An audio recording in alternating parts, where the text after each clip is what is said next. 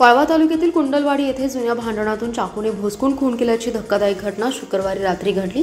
सिद्धेश्वर सीताराम काळे याचा जागीच मृत्यू झालाय। वारलेस हिवराज पवार असं संशयित आरोपीचं नाव आहे। त्याला कुरळ पोलिसांनी ताब्यात घेतले। कुंडलवाडी येथे पारधी समाजातील आदर्श अमर काळे हे गेल्या 20 वर्षांपासून कुटुंबियांसह वास्तव्यास आहेत। शुक्रवारी सिद्धेश्वर सीताराम काळे आणि वारलेस हिवराज पवार हे दोघे नातेवाईक कुंडलवाडी येथे अमर काळे यांच्या घरी आले होते।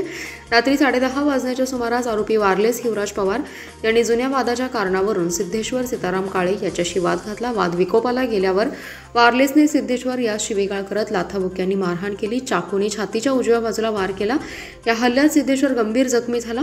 वार वर्मी बसल्याने घटनास्थळी त्याचा मृत्यू झाला। या घटनेची माहिती मिळताच कुरळ पोलिसांनी तातडीने घटनास्थळी धाव घेतली।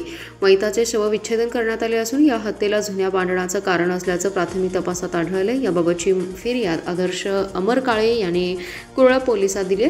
पुढील तपास सहाय्यक पोलीस निरीक्षक विक्रम पाटील यांच्या मार्गदर्शनाखाली सुरू आहे।